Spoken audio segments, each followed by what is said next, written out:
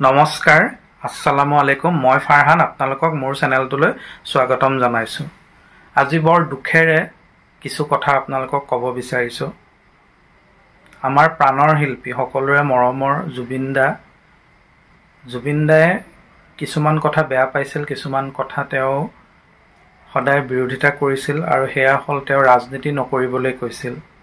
তেওঁ কা আন্দোলনৰ সময়তে সেই যে বিখ্যাত গানটো পলিটিক্স নকৰিবা বন্ধু গাইছিল। কিন্তু দুখৰ কথা যে যিগৰাকী ব্যক্তিয়ে ৰাজনীতি নকৰিবলৈ কৈছিল সেই ব্যক্তিজনৰ লগতে আমাৰ যি শাসনত থকা চৰকাৰ, সেই চৰকাৰৰ মন্ত্ৰী বিধায়ক নেতাই ৰাজনীতি কৰিছে। বৰ এইটো দুখ লগা কথা।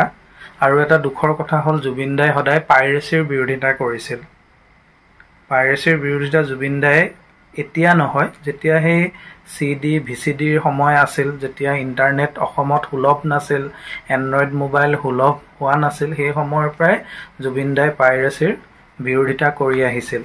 কিন্তু অতি দুখৰ কথা যে জুবিন দাৰ যেতিয়া তেওঁ CD VCDৰ সময়ৰ কথা কৈছোঁ, সেই সময়তো পাইৰেচি কৰিছিল মানুহে তেওঁৰ গানৰ কেছেটবোৰ। আৰু এতিয়া শেহতীয়াকৈ তেওঁ অভিনয় কৰা শেষৰখন চিনেমা ৰৈ ৰৈ বিনালে, চিনেমাখনক লৈও একাংশ মানুহ পাইৰেচিত লিপ্ত হৈছে। আপোনালোকেতো গম পায়ে, কেইদিনমানৰ আগত চিনেমাখনৰ পৰিচালক ৰাজেশ ভূঞা ডাঙৰীয়াই সামাজিক মাধ্যমত বৰ আৱেগিক কথা কিছুমান কৈছিল। গতিকে জুবিন দা আমাৰ প্ৰাণৰ আপোন, প্ৰাণৰো প্ৰাণ, মৰমৰ শিল্পী। তো জুবিন দাই যিটো বেয়া পায় সেই কামটো আপোনালোকে নকৰিব। জুবিন দাৰ আত্মাই বহুত কষ্ট পাইছে যে আপোনালোকে যিসকলে পাইৰেচি কৰিছে তেওঁলোকে জুবিন দাৰ আত্মাক আচলতে কষ্ট দিছে। এইখন জুবিন দাৰ শেষ চিনেমা। এই চিনেমাখন আপোনালোকে হলত চাবলৈ পাব।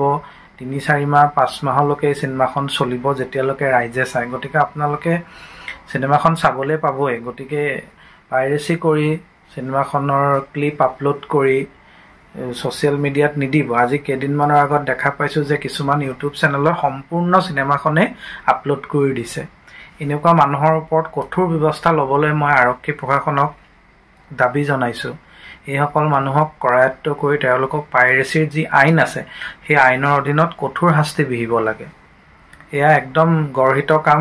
জুবিন দাৰ আত্মাই কষ্ট পাব। এই কাম আপোনালোকে নকৰিব, কৰা উচিত নহয়। ইমান এই কথা কোৱা হৈছে, সকলোৱে কৈছে, জুবিন ফেন ক্লাবে কৈছে, ৰাইজে কৈছে, চিনেমাখনৰ লগত জড়িত যিসকল অভিনেতা অভিনেত্ৰী আছে তেওঁলোকে কৈছে। তাৰপিছতো কিয় এই কামবোৰ আপোনালোকে কৰে? এই কামবোৰ নকৰিব। জুবিন দাৰ আত্মাই কষ্ট পায়, এনেকুৱা কাম কিয় কৰে? আজি কেইদিনমানৰ আগত এজনে পাইৰেচি কৰা ধৰা পৰিছে।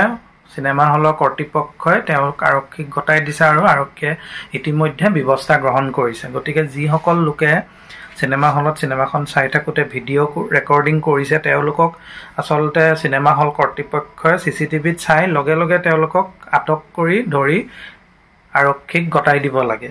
সেইটোৱে আটাইতকৈ ভাল কাম হ'ব। জুবিন ফেন ক্লাবেও এই কামটো কৰিব লাগে আৰু যি চিনেমা হল কৰ্তৃপক্ষ আছে তেওঁলোকেও এই কামটো কৰিব লাগে। এই পাইৰেচিটো যদি বন্ধ নহয়, গোটেই উদ্যোগটোৰ প্ৰতি, চিনেমা উদ্যোগটোৰ প্ৰতি ভাবুকি আহিব, যিটো জুবিন দাই কেতিয়াও বিচৰা নাছিল। জুবিন দাই অসমৰ চিনেমা উদ্যোগটোক বিশ্ব দৰবাৰত প্ৰতিষ্ঠা কৰিব বিচাৰিছিল। চিনেমা উদ্যোগটোক আগবঢ়াই নিবলৈ আপ্ৰাণ চেষ্টা কৰিছিল। আমাৰ চিনেমা উদ্যোগটো প্ৰায় মৰহি গৈছিল। তেনে সময়তে জুবিন দাই মিছন চাইনা, কাঞ্চনজংঘা, ৰৈ ৰৈ বিনালে, শেহতীয়াকৈ এনে ব্লকবাষ্টাৰ চিনেমা কিছুমান উপহাৰ দি আমাৰ চিনেমা উদ্যোগ পুনৰ জীপাল কৰি তুলিছিল, জীয়াই তুলিছিল। গতিকে এই কামটো নকৰিব।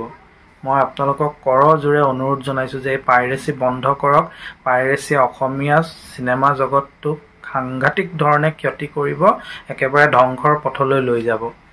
যিসকলে এই কাম কৰিছে তেওঁলোক আচলতে মানুহৰ শাৰীত নপৰিব বুলিয়ে ক'ব লাগিব। তেওঁলোক অমানুহ। তেওঁলোকৰ বিৰুদ্ধে কঠোৰ হ'বই লাগিব। আৰক্ষী প্ৰশাসন, চৰকাৰক দাবী জনাইছোঁ, চৰকাৰে এই কথাটোত চকু দিয়ক। চৰকাৰে যিহেতু জুবিন দাৰ চিনেমাখনৰ যি ৰাজ্যিক GST সেইখিনি তেওঁলোকে নলয় বুলি কৈছে আৰু জুবিন দাই প্ৰতিষ্ঠা কৰা কলাগুৰু আৰ্টিষ্ট ফাউণ্ডেশ্যনক তেওঁলোকে এইখিনি দান দিব। এইটো খুবেই প্ৰশংসনীয় পদক্ষেপ। তাৰ বাবে আমি চৰকাৰক ধন্যবাদ জনাইছোঁ। কিন্তু এই পাইৰেচিৰ ক্ষেত্ৰত চৰকাৰ কঠোৰ হওক, চিনেমা হল কৰ্তৃপক্ষ কঠোৰ হওক, জুবিন গাৰ্গ ফেন ক্লাব কঠোৰ হওক। যিসকল ৰাইজে চিনেমাখন চাই থাকোঁতে ওচৰত যদি কোনোবাই ভিডিঅ' কৰিছে তেন্তে তেওঁক ততালিকে বাধা দি তেওঁক আৰক্ষীৰ হাতত গতাই দিবলৈ মই অনুৰোধ জনাইছোঁ। ভিডিঅ'টো ইমানেই। পুনৰ নতুন ভিডিঅ' এটাৰ সৈতে লগ পাম। আজিলৈ বিদায় লৈছোঁ। ধন্যবাদ।